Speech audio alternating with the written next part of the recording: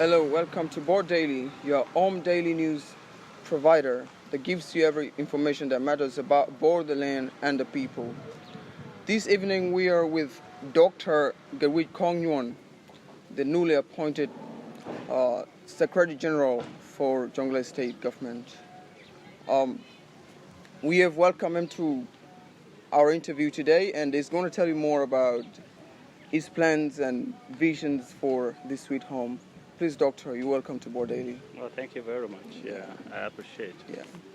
Okay, Doctor, you were appointed SG on the March 23rd, and what does your appointment mean to you and the entire people of Jonglei State? Thank you very much. I'm very happy to talk to Board Daily News today.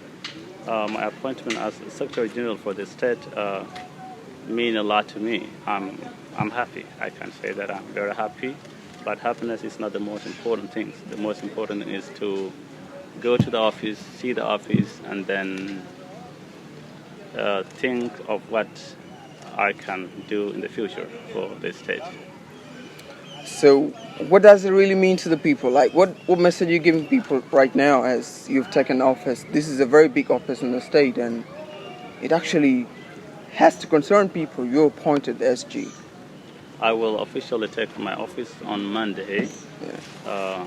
The anti-terror has not been done to me, but still I am concerned it will happen on Monday. And what I can tell the people is that being appointed as Secretary General for the state is not a political position. It is a civil service position, although it's the senior civil service position in terms of public service hierarchy. My goal will be to deal with taking care. Actually, will be a bridge between the community, between the civil servants with the government, and between the state government with the national government. This requires a potential person with very skill, because to do all those coordinations and being a bridge between the governments and the society require a full skill. And I believe very well that once I take over the office, that would be an induction from the acting former SG to tell me exactly what he or she had been doing, so that I see how they've been doing it. But for me, I have an agenda on how I should actually take the office and how it would benefit the community. All right. This position is a bridge between the society or the civil servants and the government. That means you are holding the key to what goes out to the people and what comes in to the government. So it's a big role. Actually, what is the biggest plan you have in position now? Now, as I said, that the position deals with the civil servants.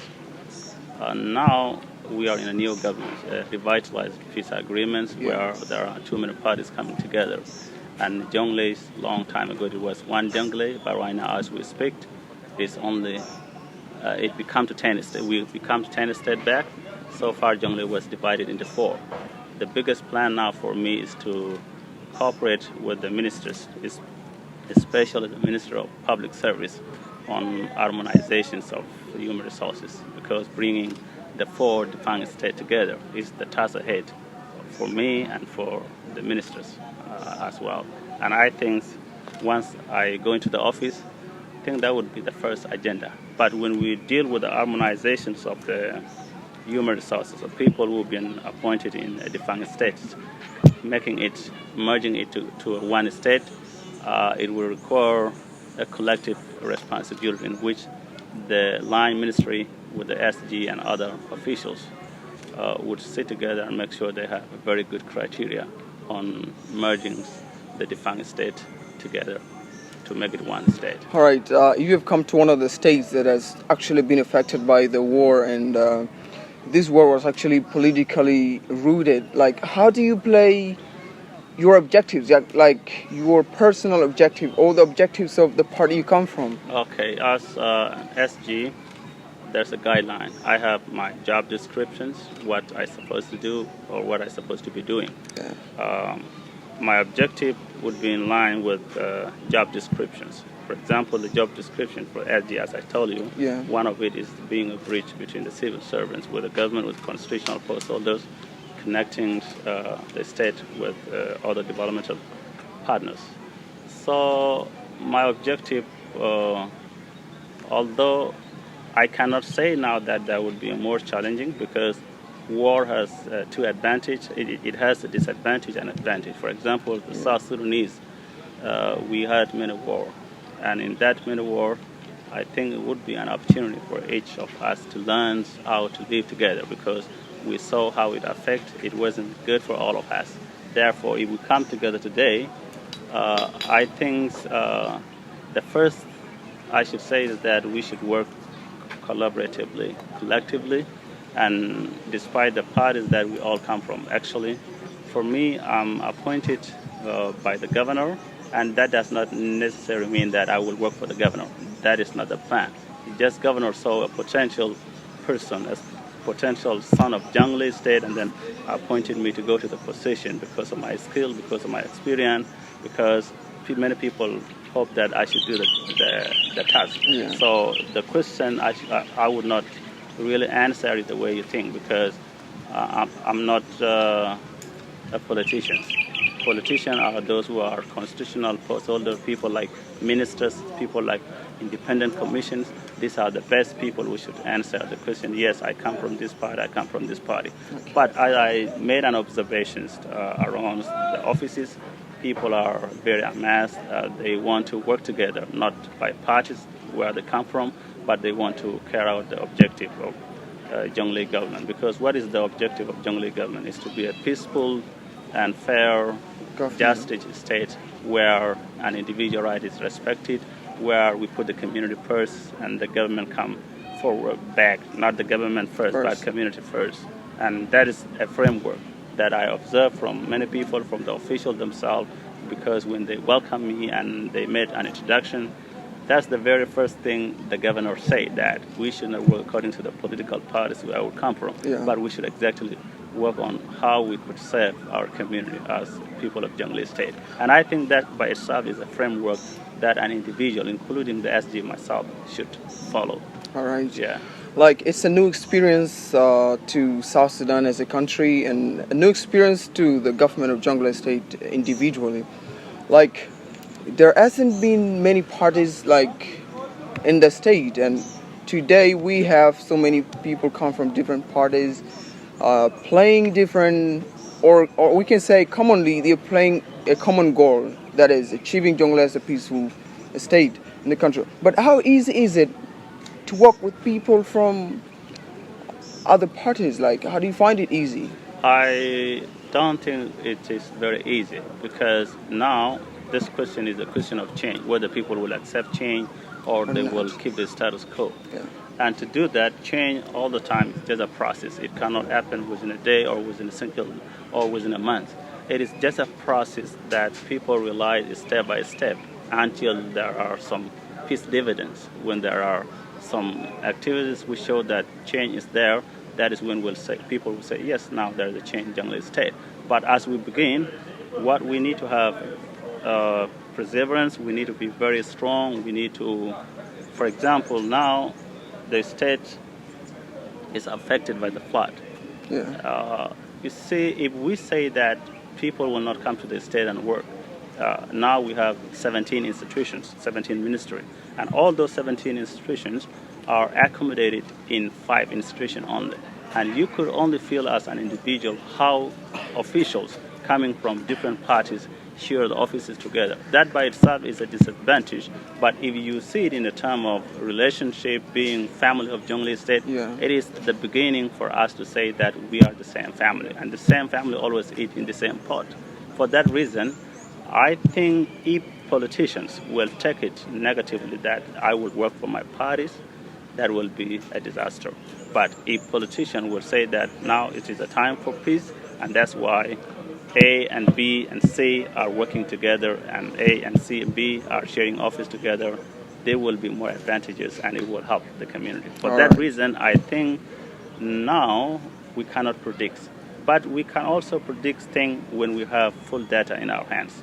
Now we don't have real data, but we have observations. Our observation tell me that people are peace-loving people. They love peace. That's why we are using the little resource to utilize them together. Youth actually in South Sudan have been crying for youth involvement in the government decision making, and I am seeing a lot of positive response from the government this time around. For instance, our governor is a young person, likewise to yourself, and many other ministers in the positions. Like, what is the biggest responsibility youth is going to play in this sense? Like, we have been calling for government to involve us. Well, yes, I think it's a good idea. Youth will play huge responsibility, but responsibility sometimes is a collective. It has to be a collective responsibility. For example, if yourself or myself want to work very hard to change a certain situations, it is not very easy. But we must have a models, we must have a method, we must have a technology to use or a means to use to bring that influence to make sure it reach the targeted group. Why do I think that youth will be a potential to build the state is for one reason, and that reason is our age. If you are still young, like if you are 20 or if you are 30 or if you are 35, there's high chance that you may live longer, like to live up to 65, because individuals retired at age of 65 sometime. Good. But if you can start messing, eating money, I mean making corruption at age of 35, now you don't have a future. Because youth of today want leadership. And if you need leadership, you have to love people and you have to stop eating money of other people in a very ordinary English. For that reason, I think being a young people in the group or a number of potential youth in governments will post a positive development, because they will take care of their future. They will not mess, because if you mess today, your future will ruin. Okay. And also youth have a potential, because all we, the young people, now we are example, and we have to take very good care of our records, because today if I mess as a Secretary General, and then the senior citizen will tell you, your guy, your colleagues, we put him on the power, look what he did. Look what it does. What happens? Now the opportunity for the coming youth will be destroyed by one man. Well. Okay. And this is the very reason I think youth will potentially or possibly play a very important role in this new coalition governments. All right. You have made it very clear, like mentioning it, that you are the practical example for the youth, and you actually have an impact on the future of other youth. Like me, I haven't been in the government, but your performance actually affects me. That's true. So, what if we actually mess up? Like many other youth who have been to the government, but they've messed up already. How do we clear that? Oh yeah, I think this is there's a type of governments, and there's a type and many reasons and individuals youth go to the government. If you go to the governments by or maybe through your uncles, there's no doubt that you will mess at the youth, because your uncles or your relative or your breadwinner that brought you into the government will always have an influence in every decision you make.